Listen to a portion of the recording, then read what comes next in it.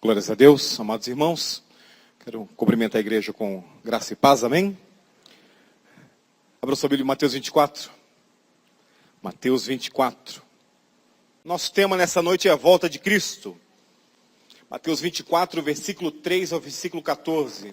Você pode escolher seguir na sua Bíblia, ou você pode escolher também seguir aqui no Data Show. Diz assim a palavra do Senhor. No Monte das Oliveiras achava-se Jesus assentado. Quando se aproximaram dele os discípulos, em particular, lhe pediram: dize-nos quando sucederão estas coisas e que sinal haverá da tua vinda e da consumação do século. Versículo 4, Cristo lhes respondeu: vede que ninguém vos engane, porque virão muitos em meu nome dizendo eu sou o Cristo, e enganarão a muitos, e certamente ouvireis falar, aleluia, de guerras e rumores de guerras. Vede, não vos assusteis, porque é necessário assim acontecer, mas ainda não é o fim. Porquanto se levantará nação contra nação, reino contra reino, e haverá fomes e terremotos em vários lugares. Porém, tudo isso é o princípio das dores. Então sereis atribulados e vos matarão, sereis odiados de todas as nações por causa do meu nome. Nesse tempo, muitos hão de se escandalizar, trair e odiar uns aos outros. Levantar-se-ão muitos falsos profetas e enganarão a muitos. E por se multiplicar a iniquidade, o amor se esfriará de quase todos. Aquele, porém, que perseverar até o fim, esse será salvo. E será pregado esse evangelho do reino por todo o mundo, para testemunho a todas as nações, então virá o fim. Quero pedir que você baixe sua cabeça mais uma vez, em nome de Jesus. Vamos orar. Deus Todo-Poderoso, Eterno e Misericordioso, Tua palavra é uma lâmpada ante nossos pés e uma luz em nossos caminhos. Abre, Senhor, e ilumina. Em nome de Jesus, nossos sentidos para que entendamos límpida e santamente as Tuas promessas e também para tudo aquilo que entendamos, Senhor, nos comova e nos transforme diante da santidade do Teu nome, diante da santidade da Tua presença, diante do poder do Teu Santo Espírito. Nós te pedimos, Senhor, toca o nosso coração, toca a nossa vida. Não permita que saiamos daqui, Senhor, da mesma maneira como entramos, mas que saímos transformados pela Tua palavra, tocados, cheios do Teu Espírito, cheios de poder, Senhor. Poder para transformação da nossa família, da nossa casa, da nossa vizinhança, da nossa rua, da nossa cidade, Senhor, que completa 100 anos, do nosso país, que tanto precisa de homens e mulheres de Deus. Que saímos aqui, Pai, transformados para a glória do Teu nome. É o que nós oramos em nome de Jesus, e a Tua igreja diz amém. Meus amados irmãos, nós temos em nosso coração, desde sexta-feira, estamos aqui ouvindo a palavra de Deus, pregando a palavra de Deus. E ontem à noite, em um dos comentários que eu fazia sobre a palavra de Deus, eu disse assim, que não se prega mais sobre a volta de Cristo.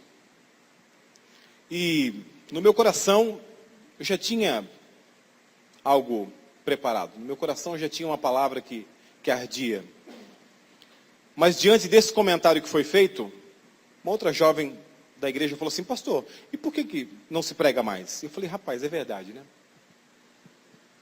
Por que não se fala mais da volta de Cristo? Por que não se fala mais da ira de Deus? Por que não se fala mais do inferno? Por que não se fala mais que Jesus está voltando? E nós temos, né, nós somos hoje imortais, né? Ou você vai para o céu eternamente, ou você vai para o inferno eternamente.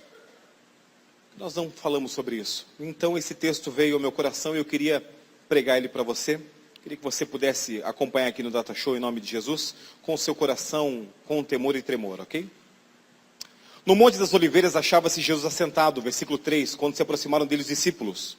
Presta atenção essa parte destacada. Em particular, lhe pediram algo. O que eles pediram? Dize-nos, Senhor, quando sucederão essas coisas, e que sinal haverá da tua vinda e da consumação do século? No versículo 4, a resposta de Cristo, a introdução da resposta de Jesus é: vede que ninguém vos engane.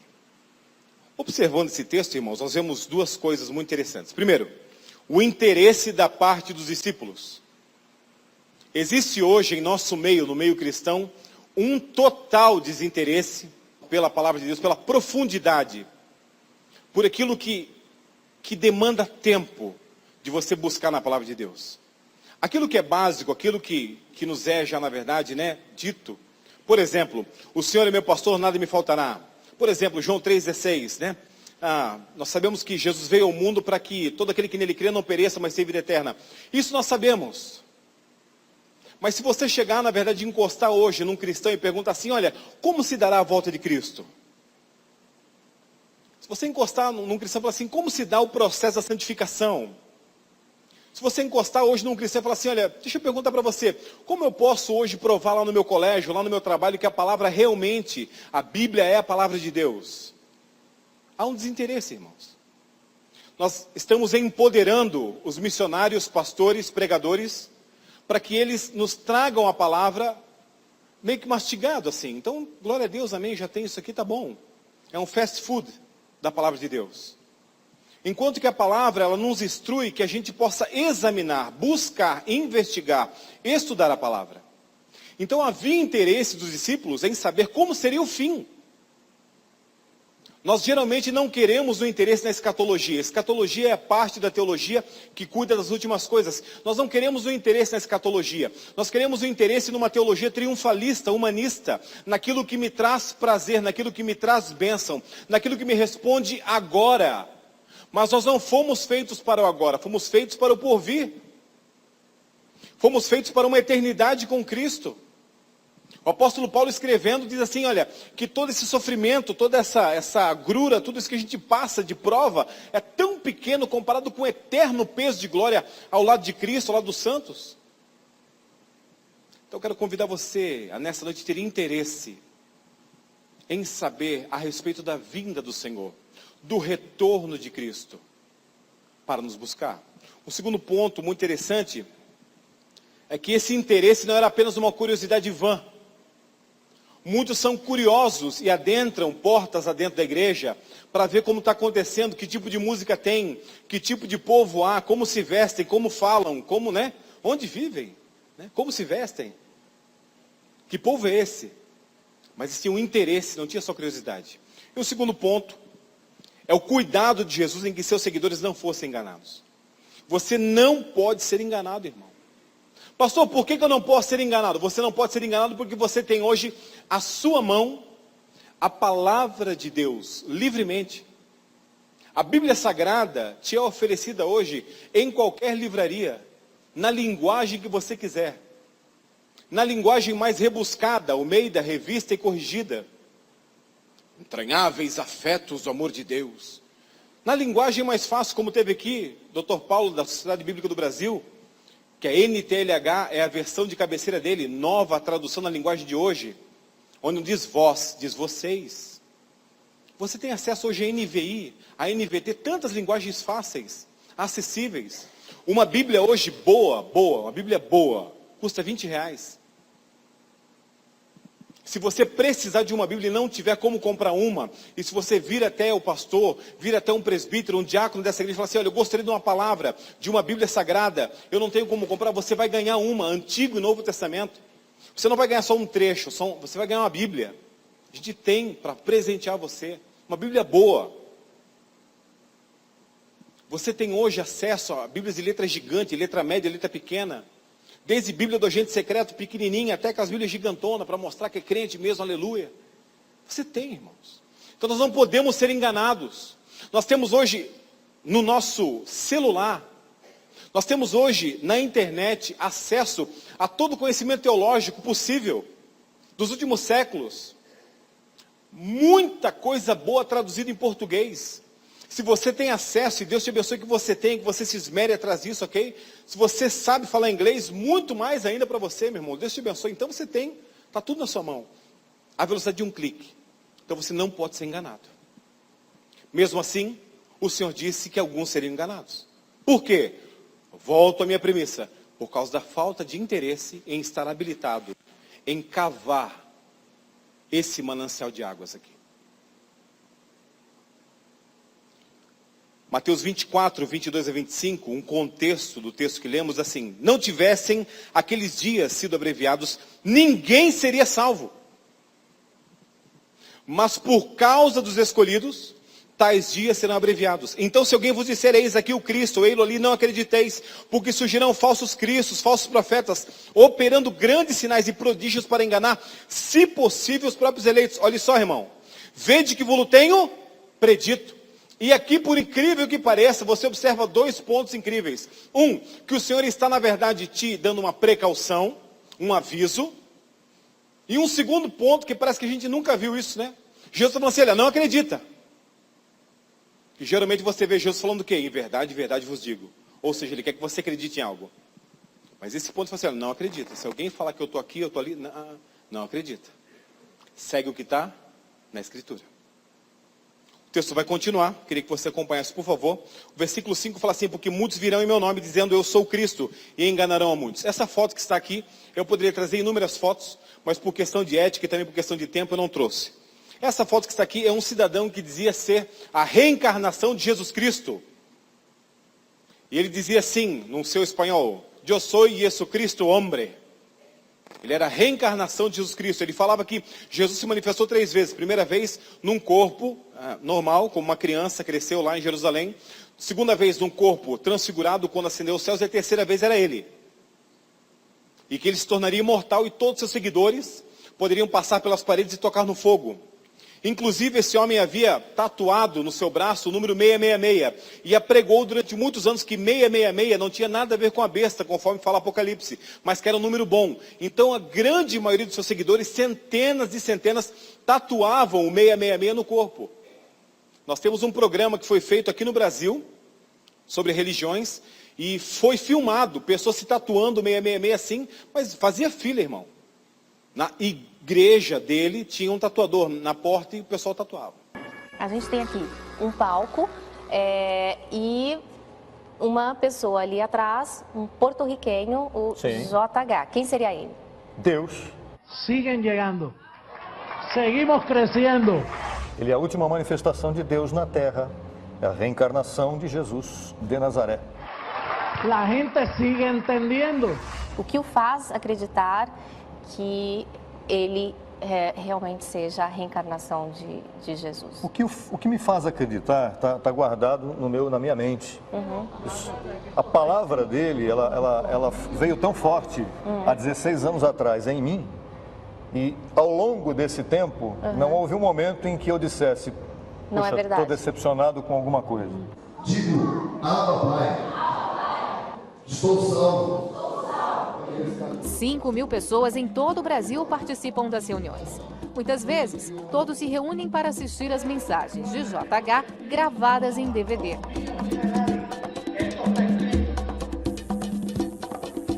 O símbolo que marca a crença de todos é representado por estes 3 números tatuados ali mesmo, no lugar dos encontros. 666, para representantes de um grupo que se reúnem semanalmente em lugares como este aqui em todo o Brasil. Esta combinação numérica não significa algo ruim. Esse número seria a expressão de uma coisa boa, Vandir. O que 666 representa para vocês? Coisa muito boa. Por exemplo? Por exemplo, saúde, prosperidade, sabedoria, mente aberta. É tão importante para vocês que vocês marcaram um número na pele, né? Exatamente. Você marcou onde? Eu marquei aqui no braço, no antebraço. Uma tatuagem. 666. 666. A sua esposa, a Glória, também tatuou. Onde você colocou? Aqui. No ombro. Muitos dizem que 666 seria, segundo o Apocalipse, a representação ou a expressão da besta, do diabo. O que o faz crer que é diferente? Mesmo texto usado para dizer que é do mal, nós dizemos que é do bem, porque naquele mesmo texto fala sobre a besta. A besta nada mais é do que uma visão de João de um animal, de um homem. Ele pensou que aquele homem era do mal, então ele interpretou como besta. Vocês interpretam como o quê? Uma figura humana em forma... O 6 que João viu, o homem vestido de 666, ele tinha sabedoria. Então diz que naquele número há sabedoria. Um homem, um animal, um homem mau não teria sabedoria. Então só quem tem entendimento é que pode calcular esse número, ou seja, que pode entender esse número. Ideia que José Luiz de Jesus Miranda repassa de Porto Rico a seguidores de todo o mundo. E para eles, apesar da crença positiva de que 666 é uma boa combinação, 2012 não é. A data é 30 de junho de 2012 ou menos do que isso. O que vai acontecer nessa data? Nessa data, ou posteriormente a isso, ou anteriormente a isso, o mundo será transformado em termos de criação. Você vê, por exemplo, a criação gemendo, a natureza sofrendo consequências terríveis por causa dos desmandos do homem. A cada momento. A terra será, 2/3 dela será destruída completamente, isso é bíblico. E o pensamento de todos é que a destruição não afetará quem fizer parte do grupo de José Luiz Miranda. Você pode vir a falecer, ou você não pensa nisso? No Não, caso eu de um terremoto, ou um terremoto não irá te atingir? Não vai me atingir. Falou que nada de mal Nos acontecerá. Que tem sim. sua marca. Entendeu? Entendi. Então, você Essa acredita marca nessa também é sinal de proteção proteção. por conta Sim, de que se com alguma certeza. catástrofe natural acontecer, você não será atingido? Eu não seria atingido. Você não será atingida. Todos os que Onde têm você a sua estiver. marca. Todos que têm seu selo, número dele. Então não há por que fugir. Nem Não. De uma certa forma, quando sua crença se mudou, o seu medo também se perdeu? Total. Quando eu criei nele, meu medo foi embora. Eu tinha medo do diabo. Hoje eu não tenho, eu sei que ele não existe. Eu tinha medo de pecado, de ir para o inferno. Hoje eu sei que não tem pecado e nem inferno. Da morte. Gente, não tem morte. A morte não existe mais. Se a morte é uma possibilidade para quem não faz parte do grupo, tirei a dúvida. No dia 1º de julho de 2012, você acredita que será possível eu fazer uma entrevista? Ou vai depender de onde eu esteja? Eu creio que você vai poder fazer uma entrevista e eu recebo de coração que eu já esteja em outro corpo nessa data. Fé que lida com o real e mexe com o imaginário.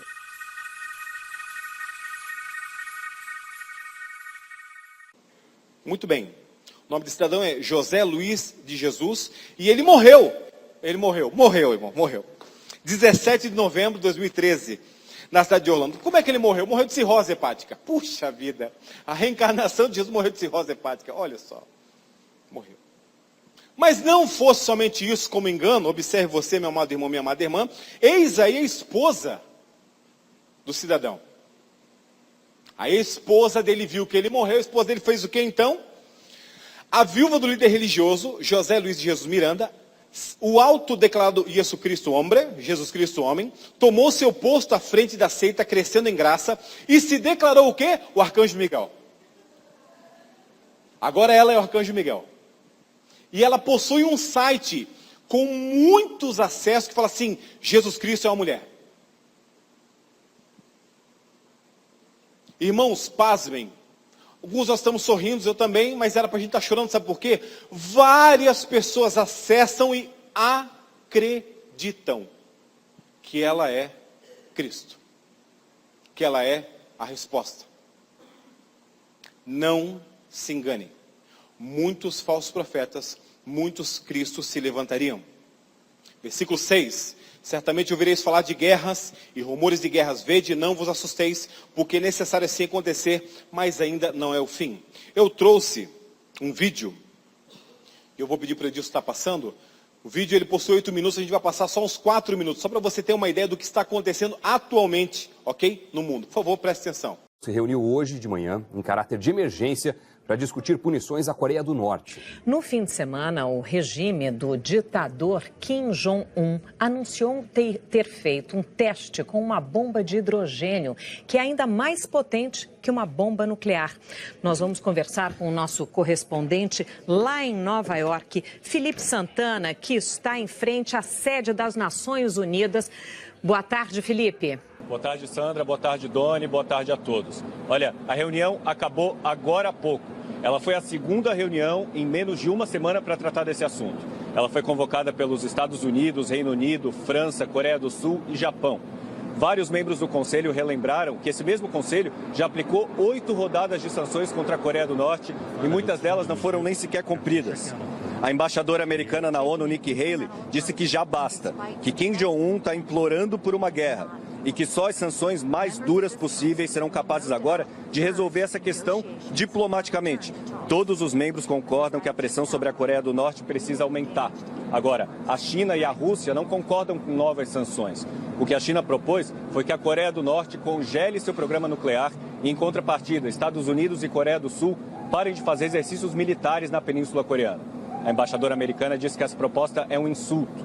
Agora, o fato é que as provocações da Coreia do Norte estão cada vez mais fortes. O diretor-geral da Agência Internacional de Energia Atômica disse que o país deixou de ser uma ameaça regional e agora é uma ameaça global.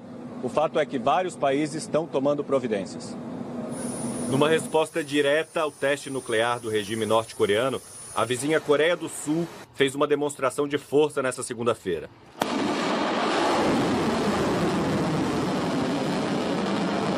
A Força Aérea e o Exército Sul-Coreano lançaram mísseis de curto alcance para simular um ataque à base de testes nucleares da Coreia do Norte. O porta-voz das Forças Armadas afirmou que essas manobras militares mostram que o país está decidido a responder a provocações do inimigo, que só devem aumentar na visão do governo sul-coreano. O ministro da Defesa alertou que a Coreia do Norte deve lançar um novo míssil balístico intercontinental para mostrar que é capaz de atacar os Estados Unidos com uma bomba nuclear. Para aumentar a segurança do país, a Coreia do Sul vai reforçar com mais 4 lançadores o sistema antimísseis THAAD, que foi instalado pelos americanos. O primeiro-ministro japonês, Shinzo Abe, disse que o Japão vai trabalhar em conjunto com os Estados Unidos para também reforçar seu sistema de defesa antimísseis. Todas essas medidas são uma reação ao mais potente teste nuclear já feito pela Coreia do Norte.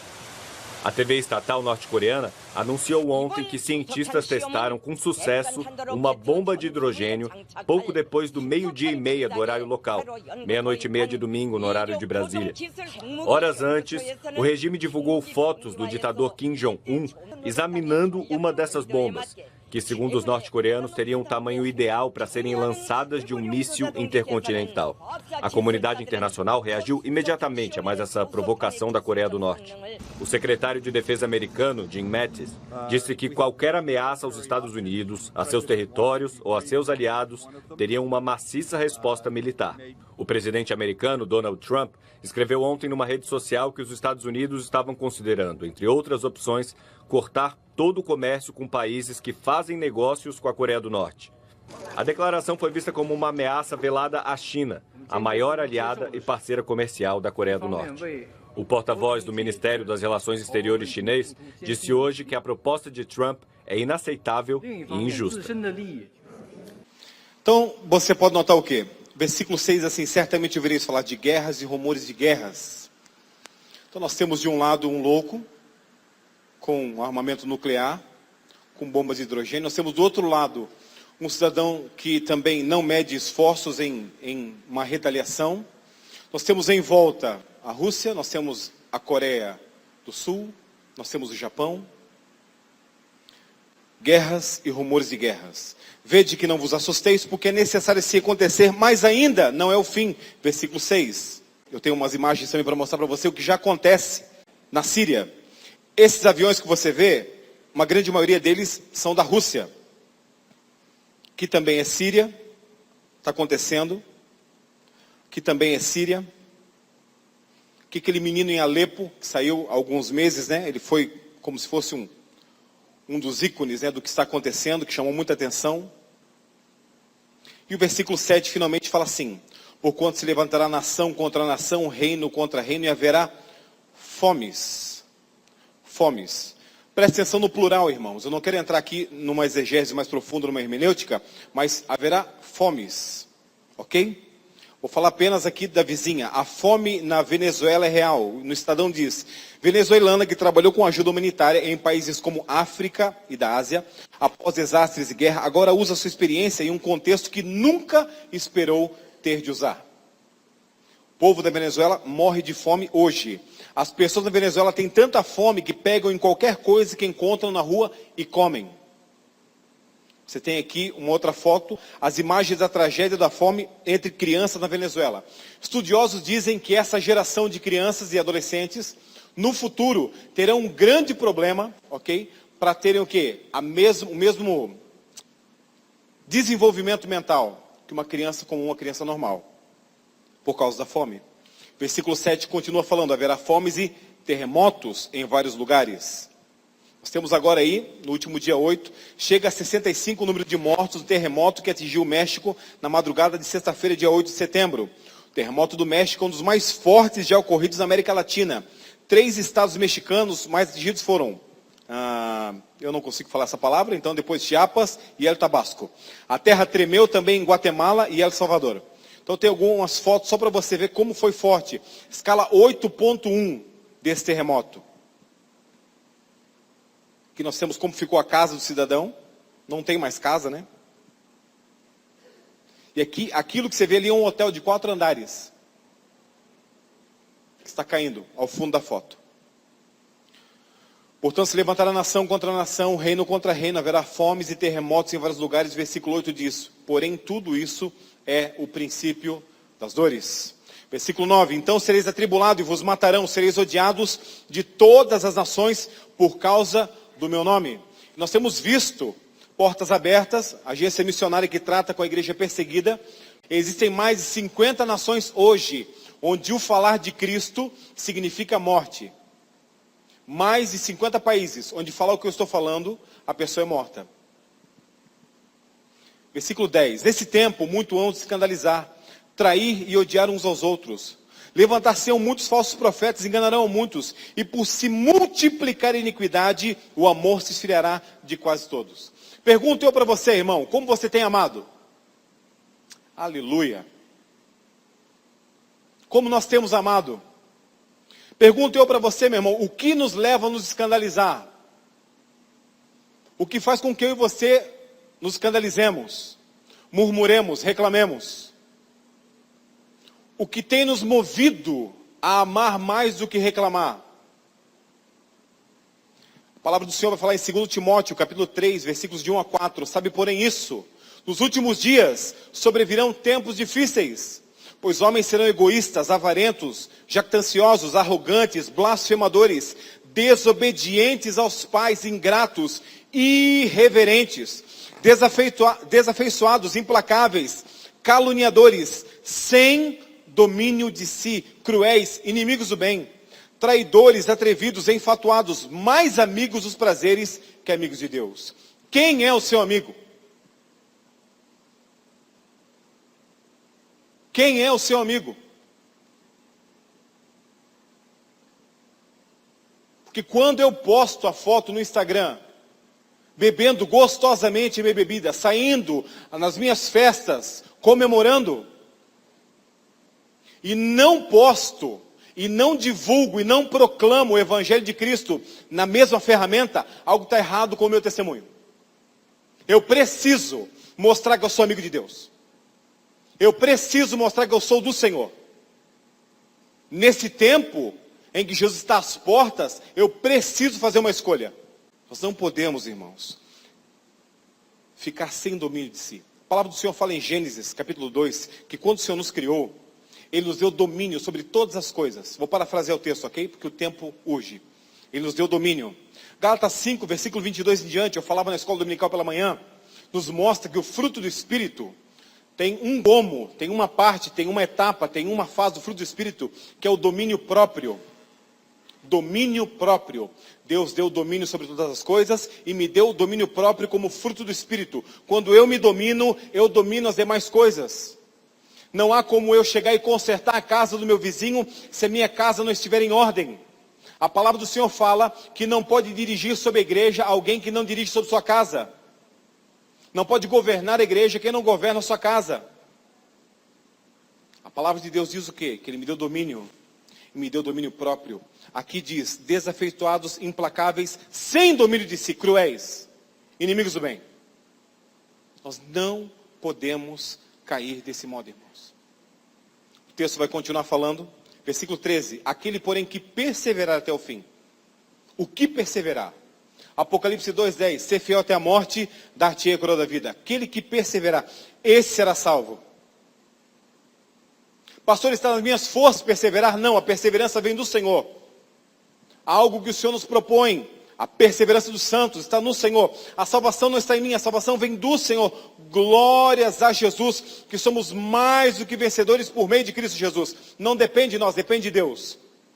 Mas a minha decisão em buscá-lo, em orar, em ler a Bíblia, em testemunhar, em proclamar, está na minha vida.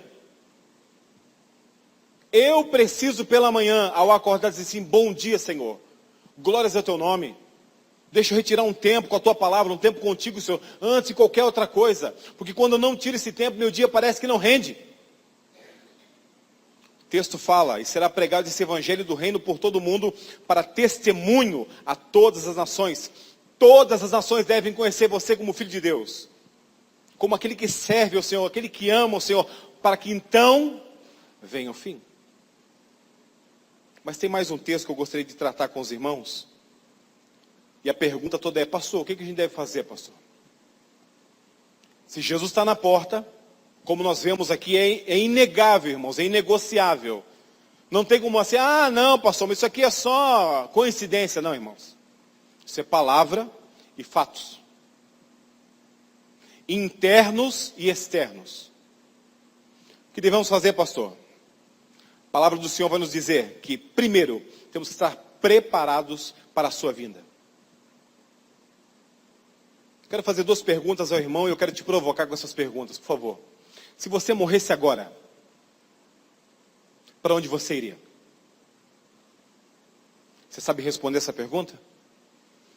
A minha segunda pergunta, porque eu creio em nome de Jesus, que você responde assim, pastor, eu sou salvo em Cristo Jesus, não pelos meus méritos, mas pelos méritos de Cristo Jesus na cruz do Calvário, como o senhor falou agora há pouco. Eu vou para o céu, pastor, aleluia, aqui ó, só sobe, aleluia. Estou no céu. Mas a minha segunda pergunta é, vamos fazer de conta que o ofício fúnebre do pastor Jefferson é aqui, né? O caixão aqui, algodão no nariz aqui. E em volta aqui desse caixão, o que se fala? Quais são as histórias que se contam em volta desse caixão? Quais são os comentários que podem ser feitos sobre a minha pessoa, havendo eu passado dessa para melhor? Ou qualquer outra pessoa, pense em você, meu irmão. Se você morrer hoje, as pessoas vão falar assim, puxa, que perda, hein? Olha só, rapaz, era um homem de Deus, hein? Mas era uma mulher de Deus, rapaz, essa mulher tinha um testemunho, essa mulher quando orava com a gente, rapaz, meu Deus, aleluia, glória a Deus. Ou, olha, Deus tem misericórdia. Vai saber, né? Quem salva é Deus, a gente nunca sabe, né? Mas, estava feio. Qual é o legado que você vai deixar para os seus filhos? Qual é o legado que você vai deixar para os seus amigos? Qual é o legado, irmãos? A palavra do Senhor diz que há mais sabedoria numa casa de velório do que num casamento. Porque no fim você medita sobre as coisas que você está fazendo, sobre a sua vida, sobre o que você realiza. Primeiro, esteja preparado para a vinda do Senhor. Apóstolo Pedro, na sua segunda carta, capítulo 3, versículo 1, diz, amados, esta é agora a segunda epístola que vos escrevo, em ambas procuro despertar com lembranças vossa mente esclarecida, para que vos recordeis das palavras que anteriormente foram ditas pelos santos profetas, bem como o mandamento do Senhor e Salvador, ensinado pelos vossos apóstolos. Que assunto é esse?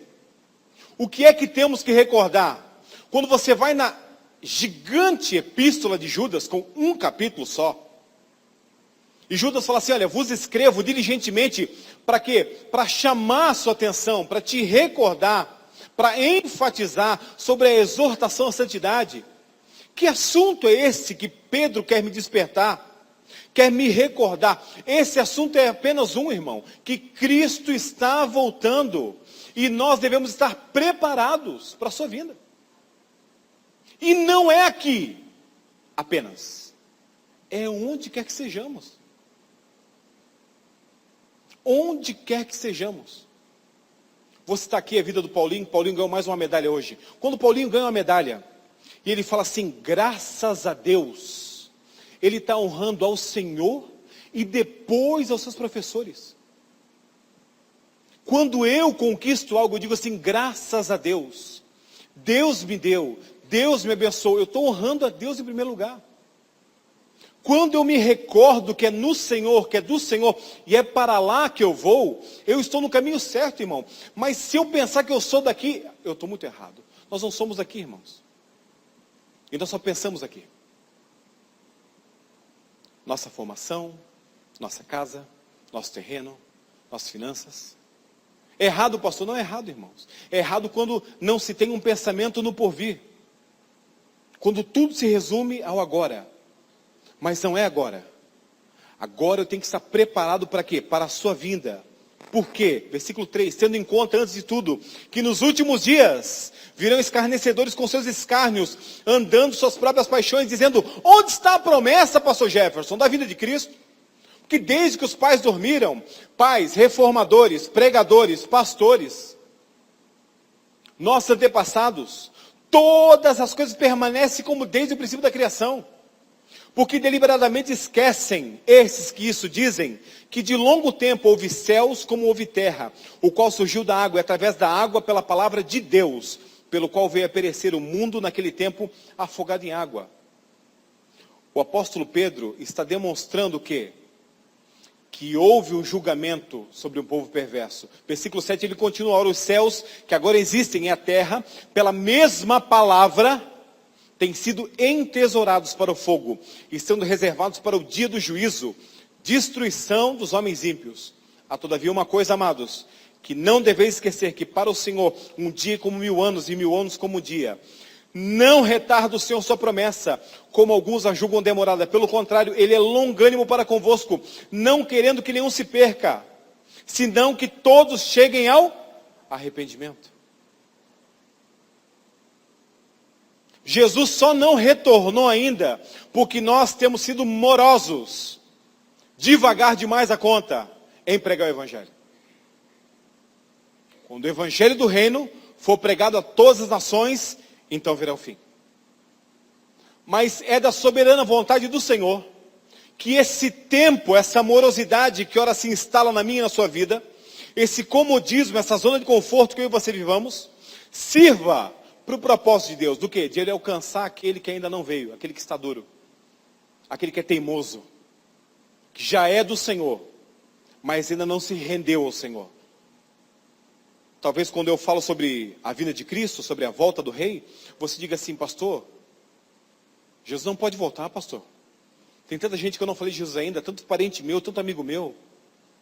Posso citar aqui, porque tem essa liberdade, missionária Fabiana, quando eu preguei aqui, quando eu falei na sexta-feira de Bololô, quando ela pregou aqui junto com sua esposa Adriana, eu preguei dizendo assim, volta Senhor. Eu orei dizendo, volta Senhor. No final ela me abraçou chorando e falou assim, pastor, Jesus não pode voltar, pastor. Tem muito tailandês que eu preciso alcançar para Cristo ainda. Eu entendi o que o seu coração quis falar. Ela falou assim, pastor, eu preciso de mais um tempo para poder pregar, para poder gastar minha vida, proclamar o reino. E é por isso que o Senhor não voltou ainda. Mas Ele está às portas. E eu não tenho como marcar data, irmão. Eu não tenho como colocar na agenda. Ainda que eu particularmente entenda ou pense que vai ser muito rápido. Que está às portas.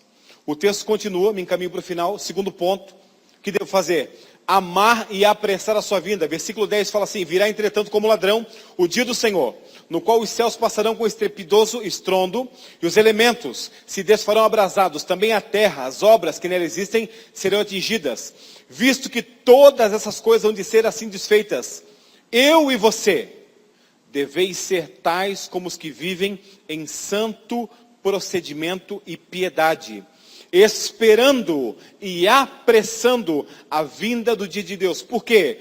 Por causa do qual os céus incendiados serão desfeitos e os elementos abrasados se derreterão. Nós, porém, segundo a sua promessa, esperamos novos céus e nova terra, nas quais habita a justiça.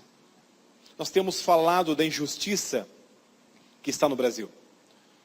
Temos falado de homens que descaradamente escondem dinheiro, muito dinheiro. E Deus está mostrando, revelando onde é que está esse dinheiro, revelando onde é que está essa maracutaia toda. A gente fala assim, como é que pode tanta injustiça? Outrora ele falava, contra a corrupção, hoje mostra-se que ele é corrupto. Presta atenção, irmãos. Presta atenção. Eu devo esperar e apressar a vinda do dia de Deus, como? Proclamando o Evangelho, pregando o Evangelho. Para quê? Para que eu possa habitar em novos céus e nova terra, onde o Senhor, justiça nossa, como fala o profeta Isaías, será o nosso rei eternamente. Eu não sei você, irmãos, mas eu vou usar uma frase aqui que às vezes ela é perigosa, Eu tenho saudade de Deus. Eu tenho saudade de paz, que excede todo entendimento. Às vezes mesmo nós cristãos, parece que nós temos tempos de paz. Um dia, 2 de paz, está tudo bem, daqui a pouco, provação. Provação. Um dia, 2 de paz, provação. Meu Deus, será que não tem um? Quero falar para você que quando Cristo voltar, nós habitaremos em céus, nova terra, nos quais habita justiça e plena paz. Por último lugar, para encerrar, o terceiro ponto é viver em graça e conhecimento. Versículo 14, 2 Pedro, capítulo 3, fala assim: por essa razão, pois amados, esperando estas coisas. Quais são essas coisas? Jesus voltar. Quais são essas coisas? A pregação do Evangelho. Quais são essas coisas? A minha transformação através da santificação. Eu ser melhor do que eu fui ontem, melhor do que eu sou hoje, amanhã, em Cristo, por Cristo, para Cristo. Empenhai-vos por seres achados por Ele em paz, sem mácula, irrepreensíveis.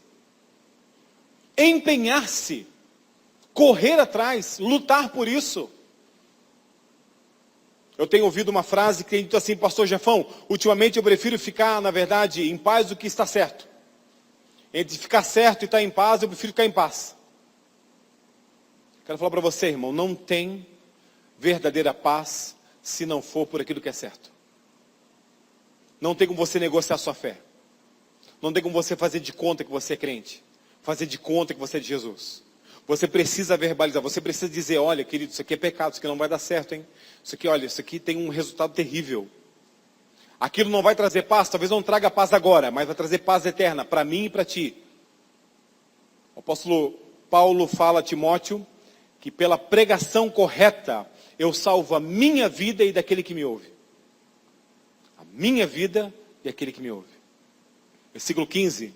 Tende por salvação a longanimidade de nosso Senhor, como igualmente o nosso amado irmão Paulo vos escreveu, segundo a sabedoria que lhe foi dada, ao falar acerca desses assuntos, como de fato costuma fazer em todas as suas epístolas, nas quais há certas coisas difíceis de entender, que os ignorantes e instáveis deturpam, como também deturpam as demais escrituras para a própria destruição deles.